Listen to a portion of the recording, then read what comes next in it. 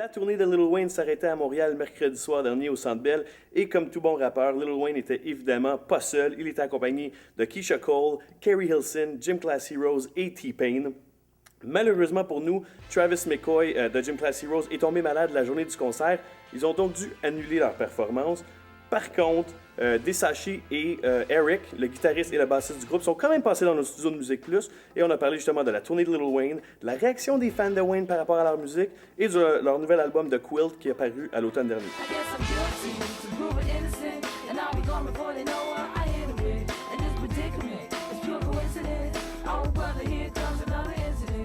Gym Class Heroes in the latter section of Musique Plus, of course. What's up? We're just chilling. Hanging out, literally, on ladders. You guys have been non-stop touring. You're currently on one of pretty much the biggest tours to come around with Lil Wayne. I was wondering, how did that come about and how did you get hooked up with Wayne? Actually, I know that Wayne actually performed with one of the artists on Travis's label, I think it was last year, at the Video Music Awards. And so I think that when it was time for this tour to come around, their crew kind of thought of us and asked if we wanted to tour. We were like, okay, let's do it. How's that tour been? Compared to every other tour, I would imagine it's kind of like a whole different animal. It is. It's a big savage wolf. Yeah. Especially the first week, we had to definitely iron out a lot of things. The first week, we had some pretty bad, technical difficulties going on. No music was one of them.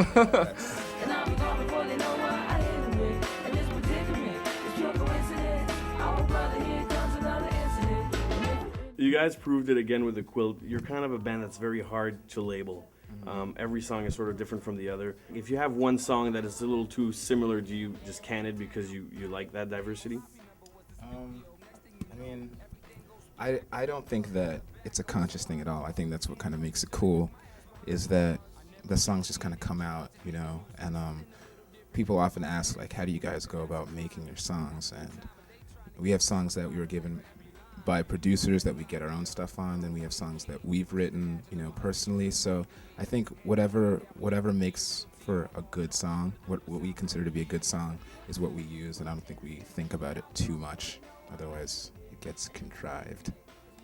You've been able to skim the line between rock and hip hop. Obviously, you've done tours like Warped Tour, Tour to Fall Out Boy. Since the release, though, all your tours have been a little bit more like hip hop based.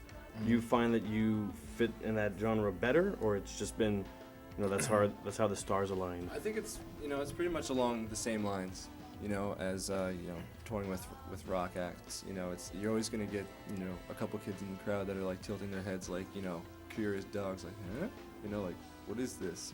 One of the things that I notice as far as like differences is like the different musical cultures are kind of different. Like, we play rock shows all the time, and you'll get off stage and just throw your drums in the audience. And we played a show, one of the first shows on this tour, and Matt got off and he threw his drum and stick into the audience, and they're like, what the hell? And threw it back on stage. And they're like, no, you don't get it. Like, you're supposed to keep that and be excited that you got it,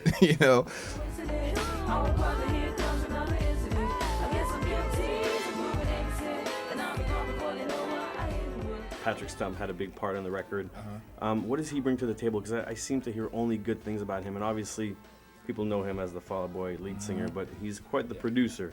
Yeah, man, he brings a lot of focus and cohesiveness, because working with him as a producer, the difference between him and other producers that we've worked with is that Patrick's been with us since day one when we jumped in a van. He's known about the band, and he's kind of followed the band, so he knows our music, he knows our chemistry, and I think he has a good vision and foresight of our potential. So working with him is awesome because he's able to kind of bring that out of us in a natural way, as opposed to someone being like, hey, this is what I think gym class is, work with it. He's like, no, I'm gonna bring out the things in you that that you guys love about yourselves anyway.